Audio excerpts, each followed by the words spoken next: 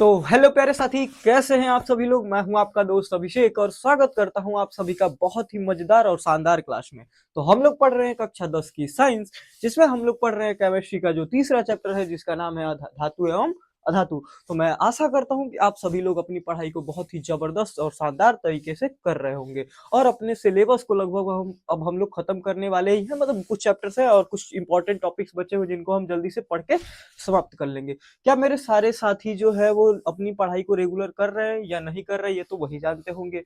मेरा काम है आपकी हेल्प करना, जो मैं बहुत अच्छे तरीके से आपकी हेल्प को कर रहा हूँ।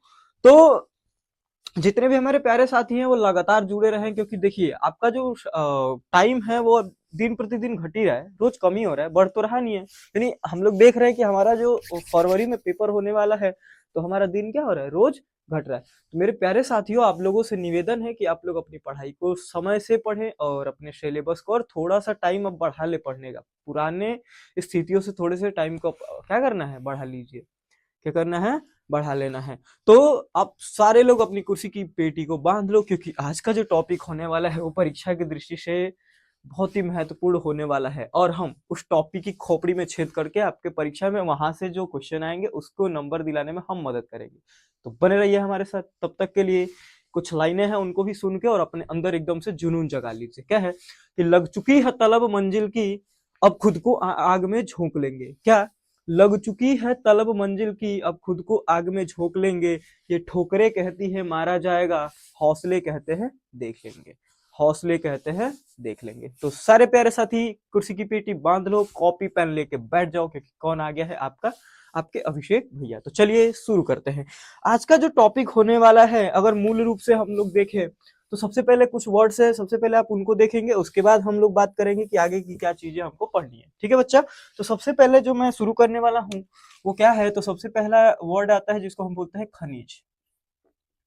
क्या होता है, खनिज, मिनरल्स।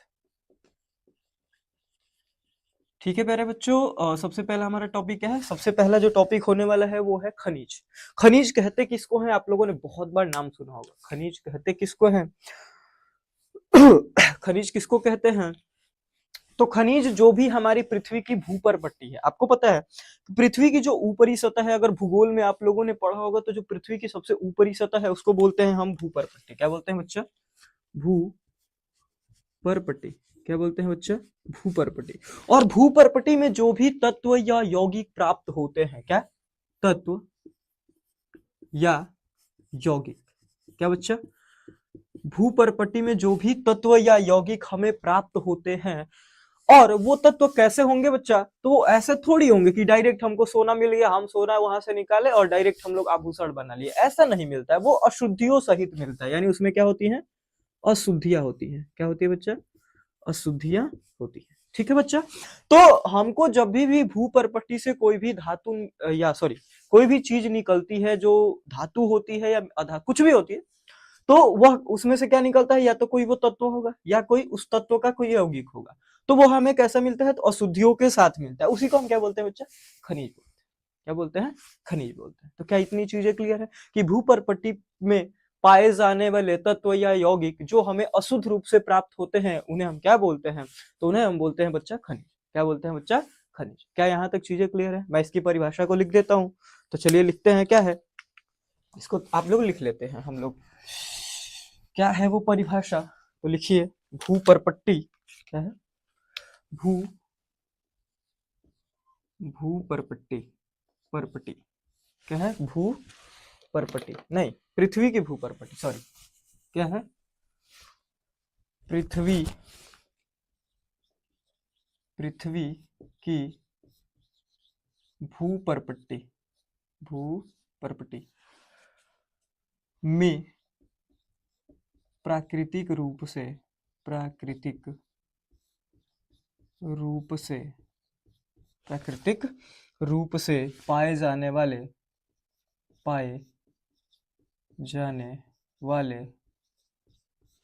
तत्व या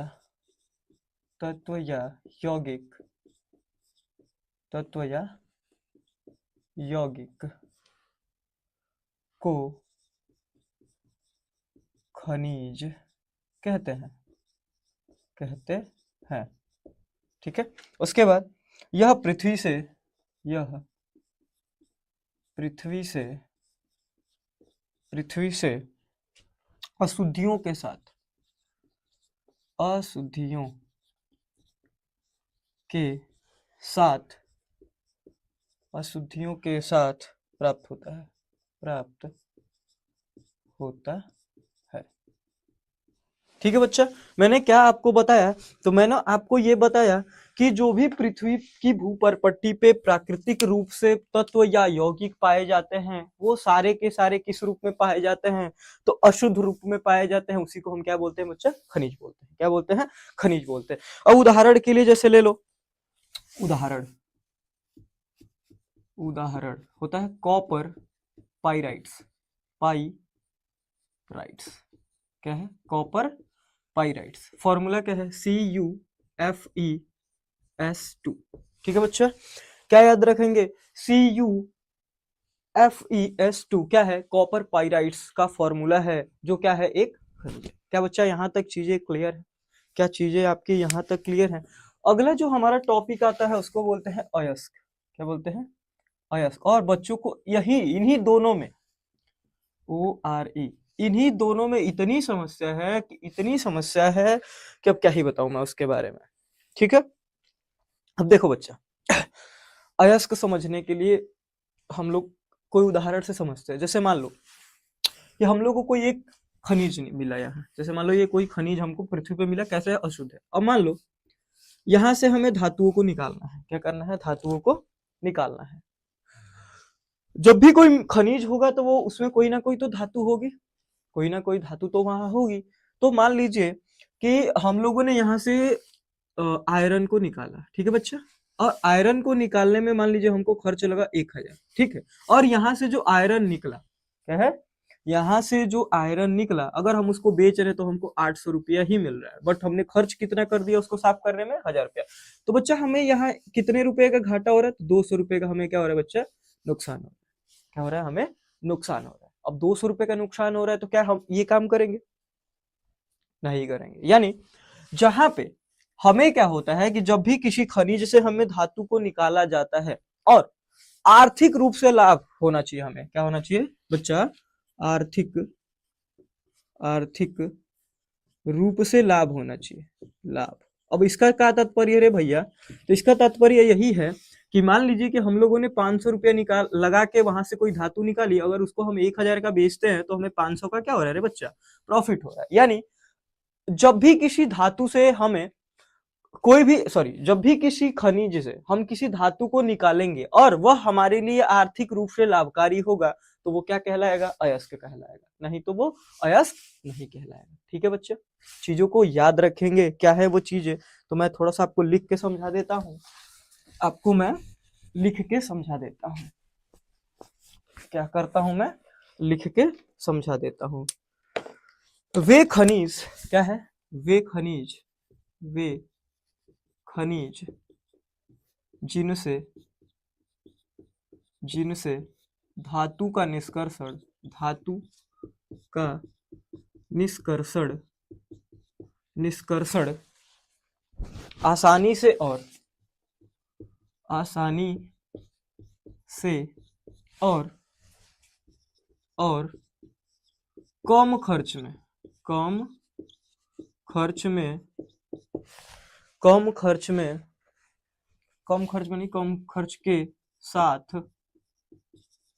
के साथ किया जा सके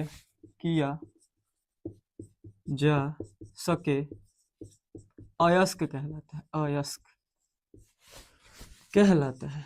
ठीक है बच्चा, क्या यहां तक चीजें क्लियर है, अयस्क कहलाता है।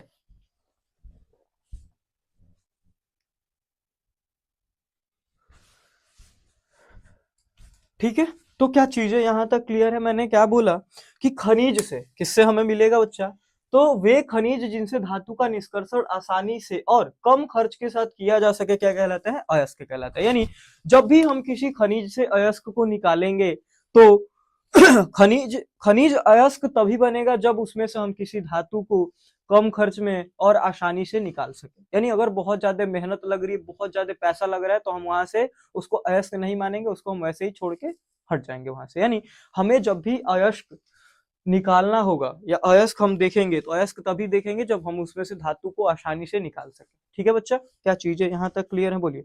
एक लाइन आती है जो कि बहुत बहुत बहुत बहुत इंपॉर्टेंट है। क्या है वो लाइन? कि सभी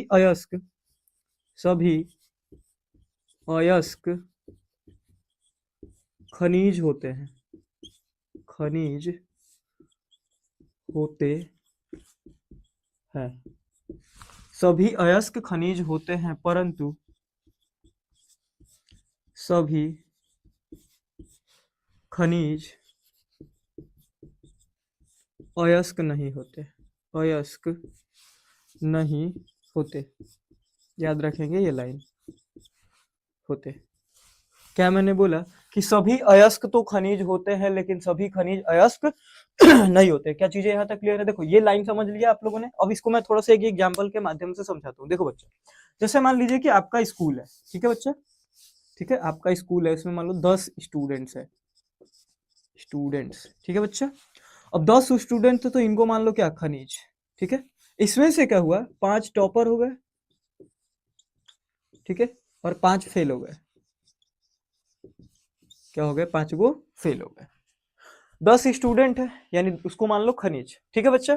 और और और इसको मान लो अयस्क। अब एक चीज बताओ, मैंने क्या बोला? सभी अयस्क खनिज है। क्या सारे स्टूडेंट इसी में से हैं? क्या है? सभी अयस्क खनिज है, यानी सभी अयस्क क्या है? सॉरी, सभी आपके स्टूडेंट जो 5 गो टॉपर थे वो क्या है? ये जो पांचों हम बोलेंगे सभी टॉपर क्या है? स्टूडेंट है।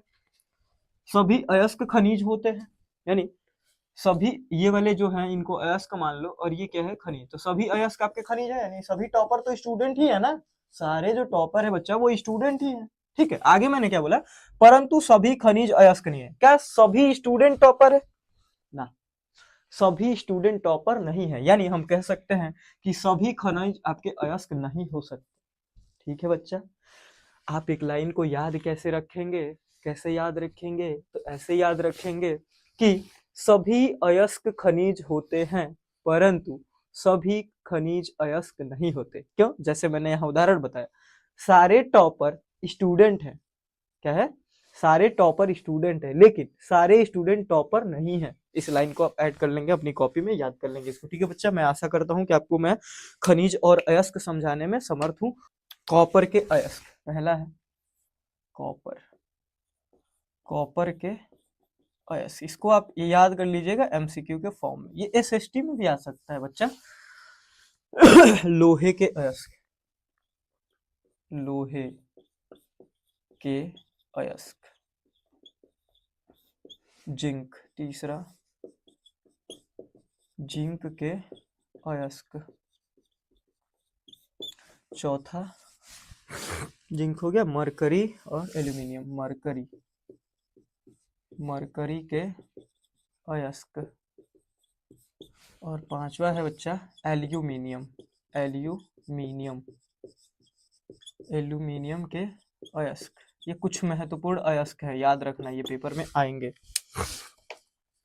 पहला होता है तांबा ग्लांस, तांबा ग्लांस, ठीक है बच्चा। इसका फॉर्मूला है Cu2S। अगला है कॉपर पाइराइट, जो पीछे पढ़े थे अभी, कॉपर पाइराइट, ये है CuFeS2। ठीक है बच्चा। लोहे में हेमेटाइट सबसे इंपॉर्टेंट है, हेमेटाइट, हेमेटाइट, हेमेटाइट में क्या आता है? Fe2O3.H2H2O, ठीक है। उसके बाद मैग्नेटाइट, मैग्नेटाइट Fe3O4, ठीक है बच्चा।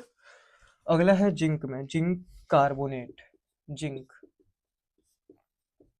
कार्बोनेट। अब जिंक कार्बोनेट ZnCO3। एक होता है जिंक ब्लेंड, याद रखेंगे, जिंक ब्लेंड ZnS। इसके बाद मरकरी का सीने बार, इसका तो सबसे इंपॉर्टेंट है, सीने बार HGS, HGS। और बॉक्साइट, क्या है, बॉक्साइट, एल्यूमिनियम का बॉक्साइट, बॉक्साइट याद रखेंगे इसको क्या, Al2O3.H2O। ठीक है बच्चा। अब देखो ये कुछ महत्वपूर्ण अयस्क है जिनका नाम आप याद रखें। इसमें से भी मैं महत्वपूर्ण आपको बता दे रहा हूँ। अगर कॉपर का, सॉरी सेम सेम मार्कर हो गए, एक मार्कर कहाँ गया बच्चा, अच्छा यहाँ गिरा है, सॉरी। चलिए देखिए, कॉपर वाले का जो है, कॉपर का इंपॉर्टेंट ये याद रखेंगे, लोहे वाले का ये याद रखेंगे, जिंक का तो इसको याद रखेंगे और इसको भी थोड़ा याद कर लेंगे, और मरकरी का तो सीने बार है भैया, इसको रख ले, एल्यूमिनियम का बॉक्साइट। ये कुछ आपके क्या है, धातुएं हैं और उनके क्या है, अयस्क है। यानी ये सारी की सारी धातुएं इन्हीं में से निकाली जाती हैं। अब वो उसकी प्रक्रिया है धातु का निष्कर्षण, आगे हम पढ़ने वाले हैं कि कैसे इनको निकाला जाता है। ठीक है बच्चा। देखो बच्चा, यहाँ तक हम लोगों ने चीजों को जाना। इसके बाद हम लोगों को एक चीज जान लो पहले, धातु की जो प्राप्ति होती है, धातु की प्राप्ति क्या है, धातु की प्राप्ति ये दो अवस्थाओं में होती है बच्चा। पहली अवस्था मुक्त या मुक्त या स्वतंत्र, सॉरी मुक्त या स्वतंत्र अवस्था, ठीक है। और दूसरी चीज होती है, दूसरी को बोलते हैं हम संयुक्त अवस्था, संयुक्त अवस्था, ठीक है बच्चा। अब देखो एक चीज हमें ध्यान देना कि मुक्त अवस्था में वही पाई जाएगी जिसका किसी से कोई मतलब नहीं है, या जो कम क्रियाशील होगी, यानी जो किसी से बहुत जल्दी रिएक्ट या बॉन्ड नहीं बनाती हो, ठीक है। यानी हम इसमें किनको रखेंगे, तो निम्न क्रियाशील वालों को। निम्न हमने लिस्ट बनाई थी आपकी सक्रियता श्रेणी में, निम्न क्रियाशील जो लोग हैं वो आएंगे इसमें। इसमें कौन आएंगे, तो उच्च क्रियाशील, उच्च क्रियाशील एवं उच्च क्रियाशील एवं कौन आएंगे, मध्यम क्रियाशील, मध्यम क्रियाशील, ठीक है बच्चा। तो कोई पूछे अगर आपसे, उदाहरण के लिए अगर इसमें हम देखें तो एजी आ जाएगा, EU आ जाएगा, PT आ जाएगा। इसमें आपका आ जाएगा कैल्शियम, अरे सॉरी कॉपर, और कॉपर आ गया आपका। उसके बाद हम लोगों ने क्या, एल्यूमिनियम, ठीक है बच्चा। तो इसमें क्या होता है, तो दो अवस्थाओं में आपकी धातुएं पाई जाती हैं, और जो धातुएं दो अवस्थाओं में पाई जाती है उसमें से एक होता है स्वतंत्र या मुक्त अवस्था, जिसको हम निम्न क्रियाशील उसमें पाई जाती हैं, और इसमें संयुक्त में आपकी उच्च क्रियाशील और मध्यम क्रियाशील आती हैं सारी की सारी धातुएं, ठीक है बच्चा। यहाँ तक आगे चल सकते हैं। आगे एक चीज, एक टॉपिक है उसको मैं बता देता हूँ, उसके बाद ये वीडियो यहीं तक रखेंगे, फिर हम कल अपने आगे पढ़ेंगे इसके आगे, ठीक है। अब इसके आगे देखो क्या है, आपको पता है कि अयस्क क्या होता है, अयस्क, अयस्क से दो चीजें निकलती, एक तो धातु और दूसरी चीज क्या होती है, अशुद्धि, ठीक है। अशुद्धि में क्या होगा, धूल होगा, धूल होता है, और क्या होता है, मिट्टी के कण होते हैं, मिट्टी के कण, और बहुत सारी चीजें होती है कण। यानी इन अशुद्धियों को हम एक नाम देते हैं, गैंग। क्या नाम देते हैं बच्चा, सॉरी इसको हम एक नाम देते हैं गैंग। क्या नाम देते हैं, गैंग। अब ये जो आपका केमिस्ट्री में जो गैंग होता है वो अयस्कों में उपस्थित अशुद्धियों को, किसको, अयस्कों में, अयस्कों में उपस्थित अशुद्धि को क्या कहते हैं, गैंग कहते हैं। याद रखिएगा इस लाइन को, गैंग वो वाला नहीं, वो मेरी गैंग है, मेरी गैंग, उसकी गैंग, लड़ाई कर रहा है, झगड़ा कर रहा है, ये वाली गैंग नहीं, केमिस्ट्री की गैंग। केमिस्ट्री की गैंग किसको कहते हैं, तो अयस्कों में उपस्थित अशुद्धि को क्या बोलते हैं बच्चा, तो गैंग बोलते हैं। आज का टॉपिक क्या होने वाला है बच्चा, आज का जो टॉपिक है वो होने वाला है धातुओं का निष्कर्षण, धातुओं का निष्कर्षण। तो आज की हेडिंग क्या होने वाली है बच्चा, धातुओं का निष्कर्षण, निष्कर्षण। बच्चा कल हम लोगों ने एक चीज पढ़ा था, क्या पढ़ा था, खनिज और अयस्क। क्या आप लोगों को पता है खनिज और अयस्क में डिफरेंस, तो मैंने बोला था सभी अयस्क खनिज होते हैं, परंतु परंतु सभी खनिज अयस्क नहीं होते, सॉरी अयस्क नहीं होते। इतनी चीजों को आप अपने दिलो दिमाग में बैठा लीजिएगा कि हमारे पास जितने अयस्क होते हैं बच्चा, वो सारे के सारे तो खनिज होते हैं, बट सारे जो खनिज होते हैं वो अयस्क नहीं होते। मैंने कल आपको एक उदाहरण दिया था कि सारे जो टॉपर्स होते हैं वो स्टूडेंट तो होते हैं, क्या मैंने बोला, सारे टॉपर स्टूडेंट होते हैं, बट क्या सारे स्टूडेंट टॉपर होते हैं? ऐसा नहीं होता है। सारे स्टूडेंट कभी किसी परीक्षा को टॉप नहीं कर सकते हैं, कुछ ऐसे होंगे जो नहीं कर पाते। ठीक है बच्चा, क्या यहाँ तक चीजें क्लियर है? तो इतनी चीजें हम लोग कल की वीडियो में पढ़े थे। आज का जो टॉपिक होने वाला है वो धातुओं का निष्कर्षण। तो धातु का निष्कर्षण किसे कहते हैं बच्चा? तो जब भी हम अयस्क से धातु को शुद्ध अवस्था में प्राप्त करते हैं उसी को क्या बोलते हैं? धातुओं का निष्कर्षण। क्या होता है? धातुओं का निष्कर्षण। तो हम लिख सकते हैं अयस्क से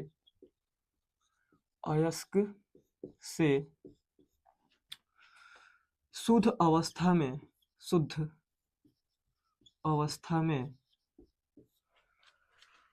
धातु को प्राप्त करने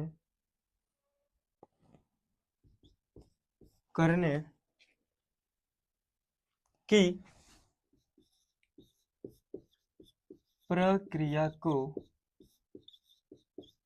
प्रक्रिया को क्या कहते हैं बच्चा? धातु निष्कर्षण। धातु निष्कर्षण या धातु कर्म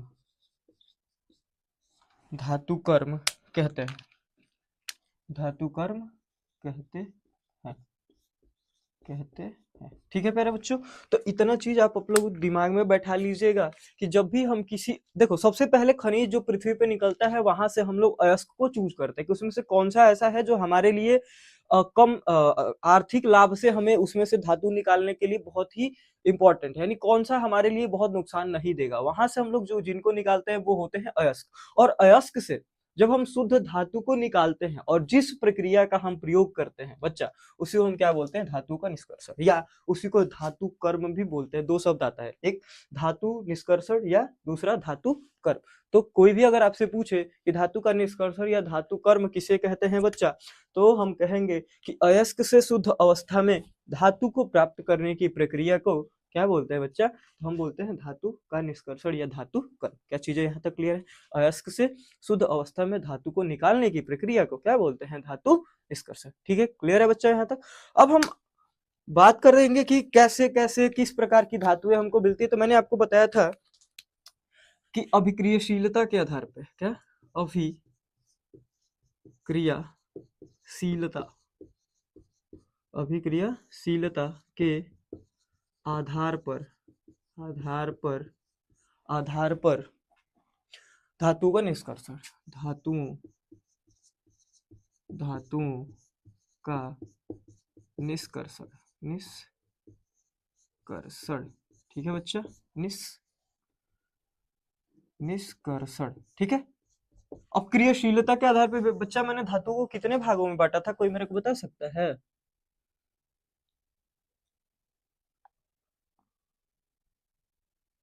कोई मेरे को बताएगा कि धातुओं को हम कितने भागों में बांटते हैं क्रियाशीलता के आधार पे? बोलिए तो जरा, बोलो बोलो बोलो बोलो।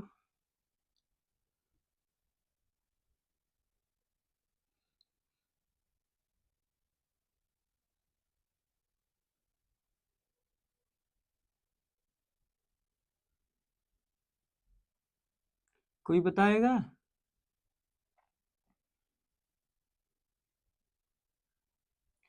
कोई मेरे को बताएगा बच्चा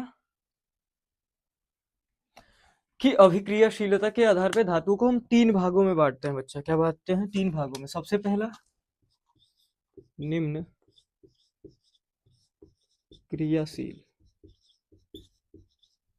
क्रियाशील धातु। उसके बाद दूसरा मध्यम क्रियाशील धातु। ठीक है, उसके बाद तीसरा है उच्च क्रियाशील धातु। क्या चीजें यहाँ तक क्लियर है बच्चा? क्या चीजें यहाँ तक आपको क्लियर है? बोलिए, क्या चीजें यहाँ तक क्लियर है? निम्न क्रियाशील धातु, उसके बाद मध्यम क्रियाशील धातु और उच्च क्रियाशील धातु, यानी ये 3 प्रकार की होती हैं और तीनों को निकालने का अलग अलग अलग अलग तरीका होता है जो हम आगे पढ़ने वाले हैं। क्या पढ़ने वाले हैं? तो हम आगे पढ़ने वाले हैं। ठीक है बच्चा, क्या यहाँ तक चीजें क्लियर है? क्या यहाँ तक चीजें क्लियर है? मैं आगे चल सकता हूँ? बोलो। यानी अगर हमें निम्न क्रियाशील धातु को निकालना होगा तो उसकी प्रक्रिया अलग होगी, अगर मुझे मध्यम क्रियाशील धातु को निकालना होगा तो उसकी प्रक्रिया अलग होगी, और अगर मुझे उच्च क्रियाशील धातु निकालना होगा बच्चा तो उसकी प्रक्रिया क्या होगी? अलग होगी। यानी हमें अलग अलग प्रकार से निकालेंगे। चलिए आगे देखते हैं कि कैसे किस धातु को निकालेंगे। अब देखिए, सबसे पहले तो हमारे पास आता क्या है? तो खनिज। खनिज से हम किसको चूज कर लेते हैं? अयस्क को। किसको चूज करते हैं बच्चा? अयस्क को। ठीक है, मैं एक ग्राफ बना रहा हूँ, शांति से आप भी अपनी कॉपी में उस ग्राफ को क्या कर लीजिएगा? बना लीजिएगा। ठीक है, आराम से उस ग्राफ को आप बनाएंगे और एकदम शांति से बनाएंगे। ठीक है, थोड़ा सा वो ग्राफ बड़ा है इसलिए ध्यान से और ध्यान पूर्वक बनाएंगे बच्चा। ठीक है, मैं बनाता हूँ आराम से। सबसे पहले आता है अयस्क, फिर अयस्क का करते हैं हम सांद्रण। अयस्क का सांद्रण, अयस्क का क्या करेंगे? सांद्रण। उसके बाद उच्च क्रियाशील, क्या है? उच्च क्रियाशील धातु। ठीक है, उसके बाद मध्यम, मध्यम क्रिया, मेरे साथ बना लेंगे इसको, धातु। उसके बाद तीसरा पार्ट होता है निम्न क्रियाशील धातु, निम्न क्रियाशील धातु। ठीक है बच्चा, गलित धातु का विद्युत अपघटन।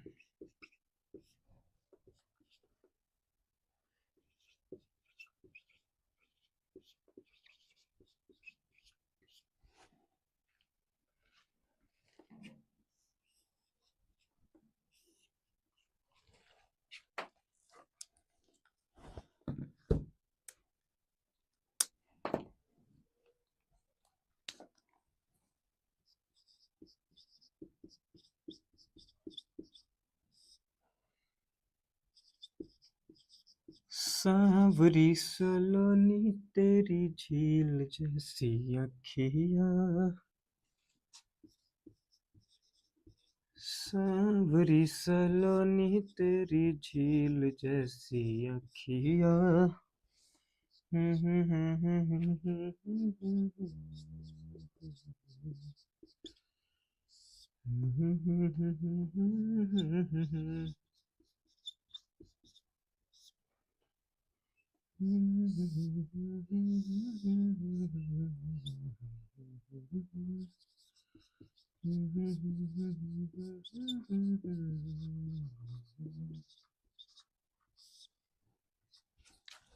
क्या मेरे साथ बना रहे हैं सारे बच्चे? क्या मेरे साथ आप लोग बना रहे हैं बच्चा? सल्फाइड, अयस्क, उसके बाद भर्जन, उसके बाद धातु। ठीक है, उसके बाद आ जाता है परिष्करण।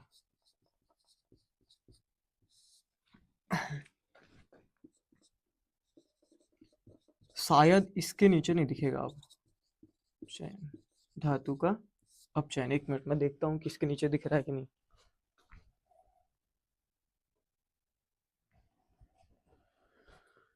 ठीक है बच्चा, यानी इसके नीचे अब चीजें हमको नहीं दिखेंगी, नहीं दिखेंगी, नहीं दिखेंगी, नहीं दिखेंगी। ठीक है, आगे चले बच्चा। क्या सारे लोगों ने ये ग्राफ बना लिया है? कितने मेरे प्यारे साथी हैं जो इस ग्राफ को बना चुके हैं? सारे लोग मेरे साथ साथ बनाएंगे बच्चा। ठीक है, अब मैं तुम लोगों को कुछ समझाता हूँ।